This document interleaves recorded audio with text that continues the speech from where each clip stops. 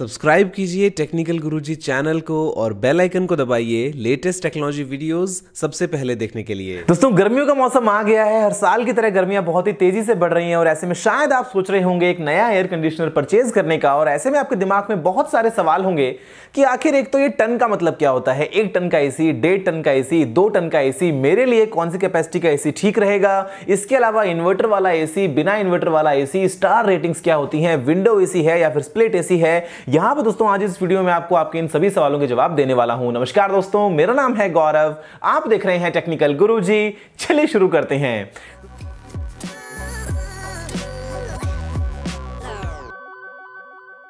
दोस्तों, यहां पर जो सबसे पहला इंटरेस्टिंग सवाल है जो आप में से बहुत सारे व्यूअर्स ने मुझसे भी पूछा है, वो है इस टन को लेके कि आखिर इस 1 टन के एसी का मतलब क्या है, 1.5 टन के एसी का मतलब क्या है। इनका वेट तो है नहीं 1 टन 1.5 टन, तो यहां पे हम ये चीज काम में क्यों लेते हैं। दोस्तों, बड़ा ही एक सिंपल एग्जांपल है। आप अज्यूम कीजिए कि ये जो एक कमरा है, यहां पे मैंने लगाया हुआ है एक 1 टन का एसी। अब वो दोस्तों जो 1 टन का एसी है वो उतना ही कूलिंग इफेक्ट मुझे देगा जितना अगर मैं इस कमरे में 1 टन बर्फ को लेके ले सकता हूं। बड़ा ही सिंपल है। देखिए, पहले के जमाने में हमने क्या क्या चीजें काम में ली थी। यहां पे हम हॉर्स पावर को पता नहीं कब से पढ़ते हुए आ रहे हैं। तो दोस्तों, कॉन्सेप्ट कुछ ऐसा ही है, और अगर आप इसको कन्वर्ट करें मैथमेटिकली, जहां पे हम काम में लेंगे बर्फ की लेटेंट हीट को, तो यहां पे दोस्तों हमें यह मालूम चलता है कि 1 टन का जो एसी है उसका मतलब यह है कि उसके पास में है 12,000 British thermal units per hour की हीट एक्सट्रैक्शन कैपेसिटी, यानी कि वो आपके एनवायरमेंट में से 12,000 ब्रिटिश थर्मल यूनिट्स को हर घंटे एक्सट्रैक्ट कर सकता है। अब यहां पर दोस्तों ये जो BTU है, इसका मतलब ये है कि आपको कितनी हीट चाहिए अगर आप 1 पाउंड पानी को 1 डिग्री फ़ारेनहाइट तक गर्म करना चाहते हैं। फिर भी बड़ा कंफ्यूजिंग है यार, दिमाग में कौन याद रखे 12,000, क्या पता नहीं टेढ़ी मेढ़ी चीजें हैं। लेकिन दोस्तों फिर भी देखिए, कॉन्सेप्ट बड़ा सिंपल है।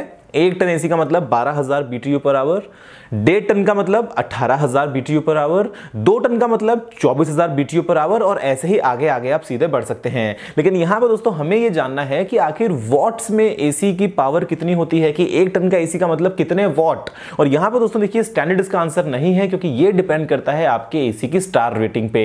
अगर आपको बताता हूं डायरेक्टली कन्वर्ट करके कि जो आपका एक रेफ्रिजरेशन टन है उसका मतलब कितने वॉट्स हैं, दोस्तों ये है करीब करीब 3,500। लेकिन इसका मतलब ये नहीं है कि आपके पास में अगर 1 टन का एसी है तो वो 3,500 वॉट की पावर को कंज्यूम करेगा। मैं आपको बताऊंगा आगे चल के कि आप कैसे कैलकुलेट कर सकते हैं कि आपका जो एसी है उसकी क्या रेटिंग है, अगर मैं बात करता हूं वॉट्स की। अब यहां पे देखिए, जो अगला सवाल आता है वो है एसी इन्वर्टर वाला या फिर बिना इन्वर्टर वाला। उसको जानने से पहले मैं आपसे बात करता हूं एसी के फंक्शनिंग के ऊपर, जिसके थ्रू हम जान पाएंगे कि आखिर इन दोनों में क्या डिफरेंस होता है। अब देखिए दोस्तों, जो एक एसी है यहां पे लगे होते हैं कुछ इंपॉर्टेंट पार्ट्स, जैसे कि एक है कंप्रेसर, उसके बाद में है कंडेंसर, उसके बाद दोस्तों है कुछ वाल्व्स, और उसके बाद में है आपका इवेपोरेटर। अब देखिए होता क्या है दोस्तों कि ये लिंक है कंप्लीटली आपस में एक ट्यूबिंग सिस्टम के थ्रू। बीच में कुछ ब्लोअर्स भी होते हैं, और यहां पर दोस्तों इस ट्यूब के अंदर होती है गैस, जो कि होती है फ्रीऑन, जो दोस्तों है अपना रेफ्रिजरेंट, और ये बेसिकली उसके थ्रू घूमती रहती है। जो कंप्रेसर दोस्तों है वो उसको कंप्रेस करता है गैस फॉर्म से लिक्विड फॉर्म में, जहां पे उसका टेम्परेचर भी इंक्रीज होता है, उसका प्रेशर भी इंक्रीज होता है। और जैसे दोस्तों ये ट्रैवल करती है वैसे वैसे ये हीट एक्सचेंज होता है। यहां पे एक बार तो होता है कंडेंसर में, जहां पर दोस्तों वो जो आपकी लिक्विड गैस है, जहां पे उसका टेम्परेचर हाई है, वो टेम्परेचर कम होता है, जो आपके एनवायरमेंट की एयर है वो एक्सचेंज होती है। जहां पे दोस्तों आप देखते हैं कि जो एसी की यूनिट्स हैं वो बहुत ज्यादा गर्म हवा को बाहर फेंकती हैं, तो वो इसीलिए फेंकती हैं। इसके अलावा दोस्तों जब वो गैस उसमें ठंडी हो जाती है तो वो जाती है इवेपोरेटर के पास में, जिसके बाद में होता क्या है कि जो कमरे की हवा है जिसको आप ठंडा करना चाहते हैं, जब दोस्तों वो गुजरती है उस ट्यूबिंग सिस्टम के बीच में से, तो ऐसे में होता है हीट एक्सचेंज एक बार वापस से।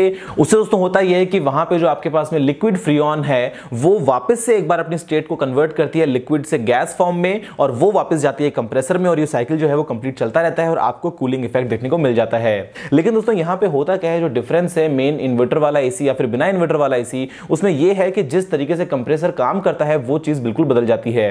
अब देखिए होता क्या है, एक नॉर्मल एसी में आपने उसको ऑन किया, फॉर एग्जांपल आपने टेम्परेचर को सेट कर दिया लेट्स से 22 डिग्रीज। अब आपको चाहिए कि आपके जो कमरे का टेम्परेचर है वो मेंटेन रहे 22 डिग्रीज पे। अब नॉर्मली होता क्या है किसी ट्रेडिशनल एसी में कि जैसे आप उसको ऑन करते हैं कंप्रेसर अपना काम करना शुरू कर देता है, जैसे ही वो आता है 22 डिग्री के आसपास कंप्रेसर जो है बंद हो जाता है, टेम्परेचर धीरे धीरे वापस से बढ़ने लगता है आपके कमरे का, मान लीजिए वो जाएगा 24-25 के आसपास, तब वापस से कंप्रेसर ऑन होगा, वो वापस से कोशिश करेगा उसको नीचे लेके आने की, ऐसे साइकिल चलती रहती है, कंप्रेसर आपका ऑन ऑफ होता रहेगा और आप जो है वो कमरे में, कभी तो आपको ठंड लगती है, कभी कभी आपको थोड़ी बहुत गर्मी भी लगती है, लेकिन ऑन ऑफ के प्रोसेस में आपको जो नॉर्मल एसी है वो काम करता रहता है। दूसरा इन्वर्टर वाला एसी है, उसमें फायदा क्या होता है कि यहाँ पे जो कंप्रेसर है वो वेरिएबल स्पीड्स पे काम कर सकता है, जिससे वो काफी एफिशिएंटली आपको कूलिंग देगा और एक कांस्टेंट टेंपरेचर मेंटेन करेगा। नॉइस यहाँ पे काफी कम होती है और इसके अलावा दोस्तों ये है कि जो पावर है वो भी आपकी कंजप्शन में कम काम में आएगी, बिकॉज यहां पे बार बार वो कंप्रेसर ऑन ऑफ नहीं हो रहा है, वो वेरिएबल स्पीड पे काम कर रहा है, बहुत ही कम स्पीड्स पे भी काम कर रहा है, डिपेंडिंग कि उसको कितनी कूलिंग आगे प्रोवाइड करनी है,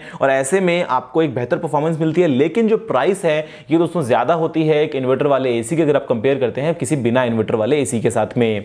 दोस्तों अगला पॉइंट है वो है स्टार रेटिंग्स का। तो यहां पे दोस्तों देखिए आपको बहुत सारे अलग अलग स्टार रेटिंग्स मिलती हैं, 1 star, 2 star, 3 star, 4 star, 5 star. ये दोस्तों जो रेटिंग्स हैं ये डिपेंड करती हैं आपके एयर कंडीशनर की एफिशिएंसी के ऊपर, और ये जो वैल्यूज हैं ये हर साल अपडेट की जाती हैं, और जो रीसेंट वैल्यूज है वो देखते हैं आपके स्क्रीन पे, जहां पे मतलब क्या होता है कि जो मैं आपको बता रहा था कि 1 टन के एसी का मतलब होता है करीब 3500 वॉट। अब अगर दोस्तों आप इस 3500 वॉट को डिवाइड कर देंगे इस एफिशिएंसी के साथ में, तो आपको मालूम चल जाएगा कि जो रियल वोटेज है आपके एसी का वो कितना है। तो ये दोस्तों वेरी करता है कि आपका एसी 3 स्टार है या 4 स्टार है या 5 स्टार है, और इसी के हिसाब से आपको मिलेगी आगे उसकी रियल वैल्यू। अब यहां पर दोस्तों जो मैंने आपको बताया था फॉर्मूला, उसके हिसाब से अगर आप कन्वर्ट करते हैं उस टन को कितने वॉट का आपका एसी निकलेगा, तो ये 5 स्टार रेटिंग के लिए बहुत ही सिंपल बन जाता है। जहां पे बड़ा ही सिंपल है, अगर 1 टन का एसी 5 स्टार रेटिंग मतलब 1000 वॉट, 2 टन का एसी मतलब 2000 वॉट, 3 टन का एसी मतलब 3000 वॉट। लेकिन यहां पर दोस्तों ये है सिर्फ 5 स्टार रेटिंग के लिए। अगर रेटिंग आपकी इससे कम है तो आपको डिवाइड करना पड़ेगा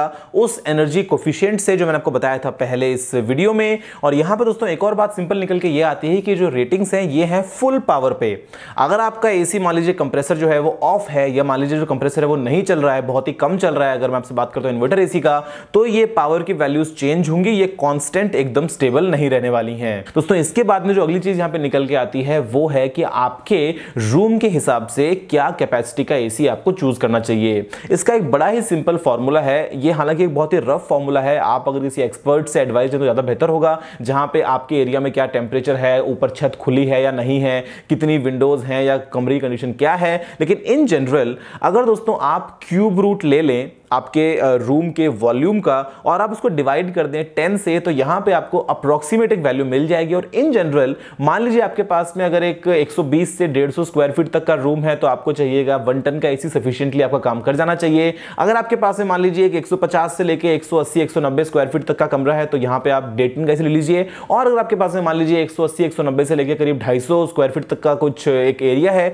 तो उसके लिए आपको 2 टन का एसी जो है वो सफिशिएंटली काम कर जाना चाहिए। अब दोस्तों यहां पे सवाल आता है कि जो एसी है वो कौन सा लिया जाए, विंडो या फिर स्प्लिट। अब देखिए अगर आपके पास में विंडो का ऑप्शन है ही नहीं, तो आपके पास दोस्तों सिर्फ एक ही चीज निकल के आती है, जहां पे हम काम में लेंगे स्प्लिट एसी को।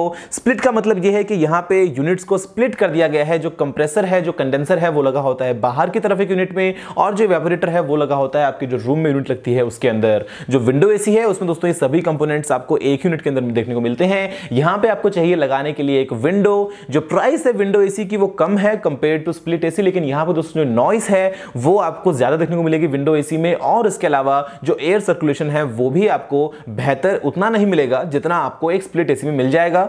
आपकी चॉइस है, दोनों में ही आपको जो सूट करता है, जितना आपका बजट है आप उसके हिसाब से चूज कर सकते हैं। दोस्तों एक सिंपल सी बात आपको ध्यान में रखनी ही होगी कि जैसे जैसे आप आगे बढ़ते हैं आपको अपफ्रंट प्राइस तो ज्यादा देनी पड़ती है। चाहे मैं आपसे बात करता हूं मान लीजिए इन्वर्टर टेक्नोलॉजी के बारे में, या फिर मैं आपसे बात करता हूं मान लीजिए स्टार रेटिंग्स के बारे में, लेकिन ये आपको देखना है कि आपका एसी का यूजेज कितना है, उसके हिसाब से आपको जो अपफ्रंट कॉस्ट देनी पड़ रही है क्या वो आप रिकवर कर पाएंगे नियर फ्यूचर में। अगर आप एसी बहुत ज्यादा यूज करते हैं तो ऐसे में बेहतर ये होगा कि आप अपफ्रंट ज्यादा पैसे देके एक बेहतर डिवाइस लें। अगर आपका यूज कभी कभार का है तो ऐसे में अगर आप कम स्टार रेटिंग वाला एसी लेंगे, या फिर अगर आप मान लीजिए बिना इन्वर्टर वाला भी एसी लेंगे, तो भी शायद आपके लिए इतना कुछ फर्क नहीं पड़ेगा, आपको ज्यादा यहाँ पे कुछ लॉस नहीं होने वाला है। अगर आपको कोई सारा सुझाव हो तो आप उसको नीचे कमेंट करना मत भूलिएगा। अगर आपने इस वीडियो को अभी तक लाइक और शेयर नहीं किया तो लाइक कर दीजिए और शेयर भी कर दीजिए। और अगर आपने अभी तक चैनल को सब्सक्राइब नहीं किया तो सब्सक्राइब करना बिल्कुल ही मत भूलिएगा, क्योंकि मैं आपके लिए रोजाना ऐसी ही वीडियोस लेके आता रहता हूं। फिलहाल के लिए इतना ही दोस्तों, जय हिंद, वंदे मातरम।